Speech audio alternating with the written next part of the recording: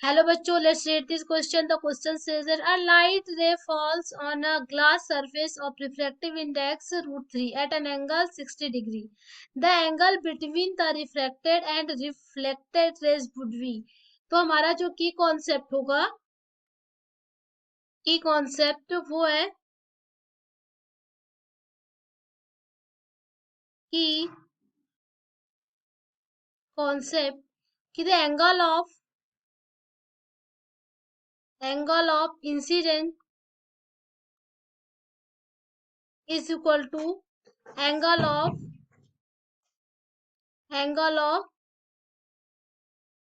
reflection, means angle of I is equal to angle of R. ये हमारा क्या है, ये होता ही है। एंड सेकेंड जो की कॉन्सेप्ट है वो है हमारा स्नेल्स लॉ जो हम यूज करेंगे क्वेश्चन में। तो सबसे पहले देखते हैं कि क्या बोल रहा है कि a light ray falls on a glass surface. तो सबसे पहले एक ग्लास सरफेस बनाते हैं हम।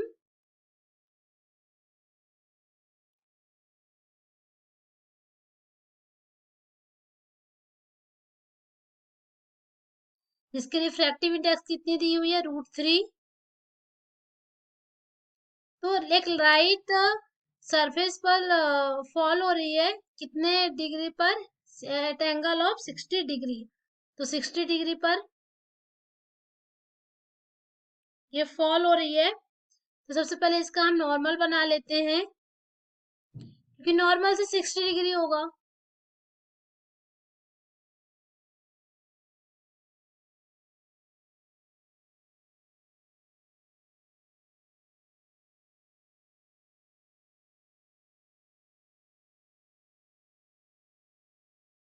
ये कुछ इस तरह होगा। ये नॉर्मल बनाया हमने। नॉर्मल क्या होता है, नॉर्मल जो सरफेस से 90 डिग्री पर, सरफेस 90 डिग्री का एंगल बनाता है।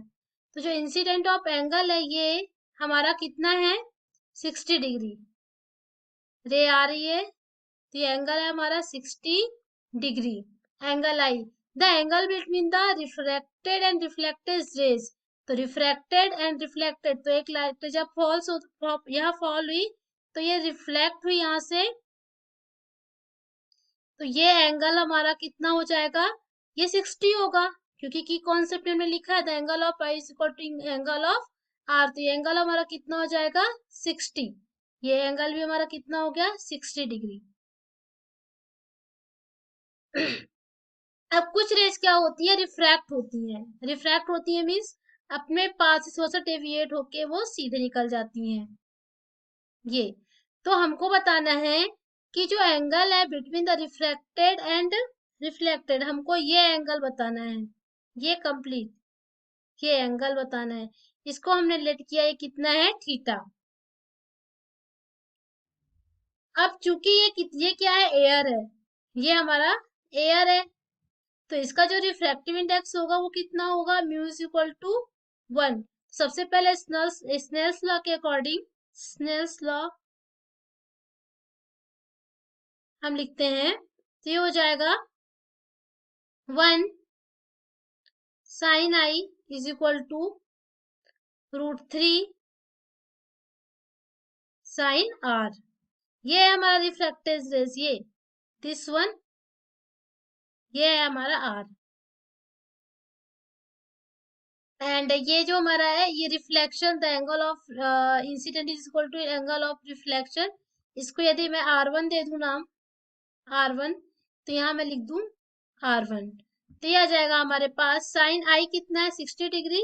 तो साइन 60 की वैल्यू होती है √3/2, √3/2 is equal to √3 sign r1। तो √3 से √3 कैंसिल हो गया। तो sine r1 is equal to आ गया हमारे पास 1/2। एंड r1 की वैल्यू आ गई हमारे पास 30 डिग्री, क्योंकि साइन 30 की वैल्यू जो वैल्यू होती है वो होती है 1/2।